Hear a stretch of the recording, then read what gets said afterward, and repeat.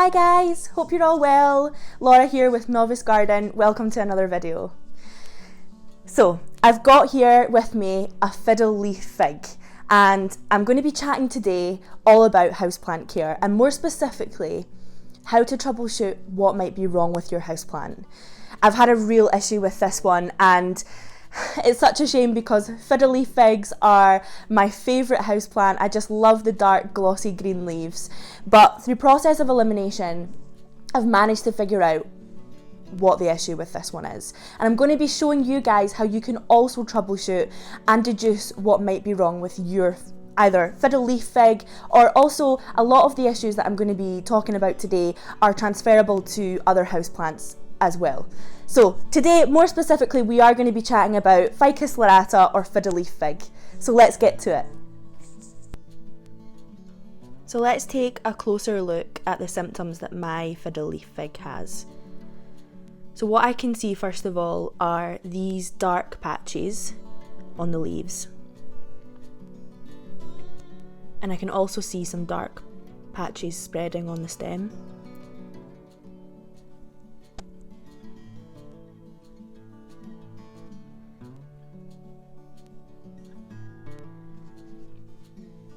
And it doesn't look entirely all that bad, but I wanted to just show you guys these leaves that I recently popped off the plant, just so you can get an indication of how bad some of the leaves were.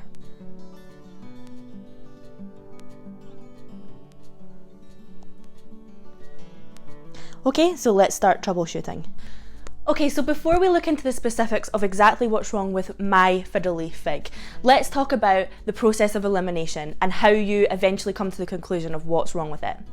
So you want to start with what I would say is probably the easiest thing to troubleshoot, and that is water problems. So is your plant getting, one, not enough water, or two, as is often the case, too much water? So the way that you can really easily check that is just to take your fingers and push it down into the soil around maybe an inch or so. If it feels dry, that's time for your plant to get watered. If you come out and you still have a little bit of moist soil left on your finger, then your plant is fine, it doesn't need any water. As a rule of thumb, houseplants like this Ficus Lyrata, they generally need to be watered around maybe 1 to 2 times a week during growth season, so that's the summer months, and in the dormant season during the winter, maybe only once every 2 weeks. But you're always best to do the finger test.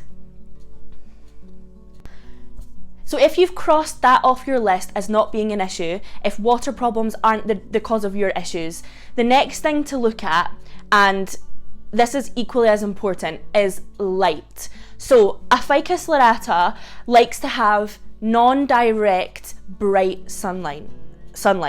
So that is essentially in a brightly lit room, but not in direct sunlight from a window. So if your plant is getting the correct amount of light and the correct amount of water, you can safely cross those off your list. Third on the list is check your root ball. Now, how you're going to do that is just by lifting the plant gently out of the pot and checking your root ball. Now, if you can smell anything that doesn't smell nice, like perhaps a kind of musty smell or a moldy smell, that would lead you to believe that there might be some root rot happening. Also, you can check for root rot by looking more closely at the roots to see if they're spongy, soft, maybe they've gone actually quite moldy. That would indicate that you have root rot, which is a consequence of your plant sitting in too much water. So if that's the case, you can quite easily rescue your plant, as long as it's not too far gone, by trimming off a little bit of the root ball, all the affected roots that are affected by the rot, and repotting it into another plant into another pot with some fresh compost. What you can also do when you lift up the plant's root ball is check to see if it's root bound.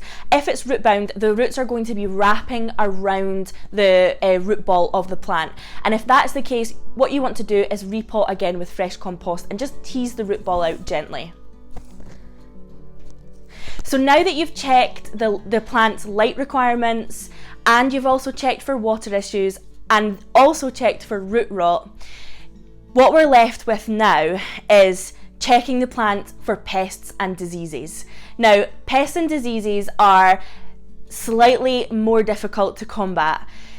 We're going to check first for pests. Now, the easiest way to do that is to just inspect the leaves, the surface of the soil, and the stem of the plant. And if you come across any actual insects, so little bugs, or any residue, any kind of dusty residue that a bug might leave, or perhaps any little sort of spidery webs, then that might indicate that you have an insect problem. So what you can do then is treat your plant with an insecticide, or if you're trying to be more organic, you can just give the plant a clean down with some soapy water, and hopefully, as long as the insects haven't done too much damage, you should be okay.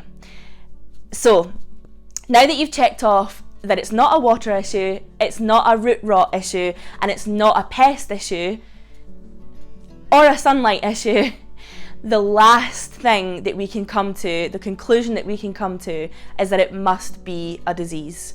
And unfortunately, in my Fiddle Leaf Fig's case, that is the issue. So my Fiddle Leaf Fig has what's called a bacterial infection.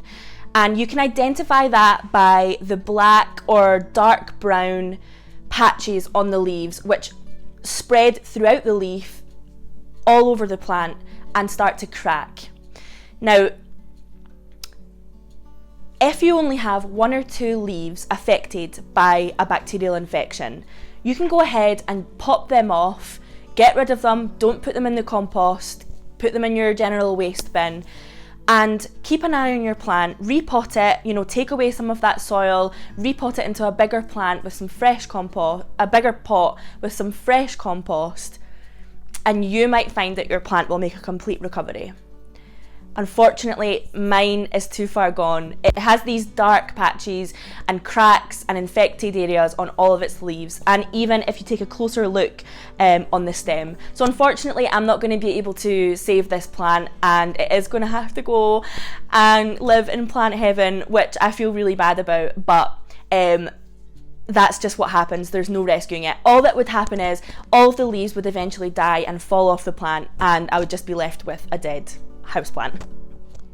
So those are the steps that you can take to come to the conclusion of what is wrong with your houseplant. Always remember, is it a water issue?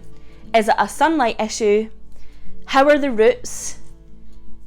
How are the leaves? Check for any insects, etc.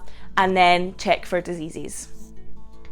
So I hope this video was helpful for you today, and if it was, feel free to give me a like or a comment. Maybe you've got an issue with your plants that you'd like to tell me about, and we can have a chat and see if we can come to a conclusion together of what it might be. I'm no houseplant expert, quite clearly, but I do love to chat to other gardeners on here.